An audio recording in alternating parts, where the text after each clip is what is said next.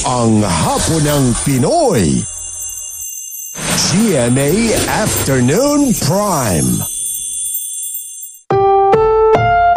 Ang susunod na programa ay rated PG. Patnubay at gabay ng magulang ay kailangan sa mga batang manonood.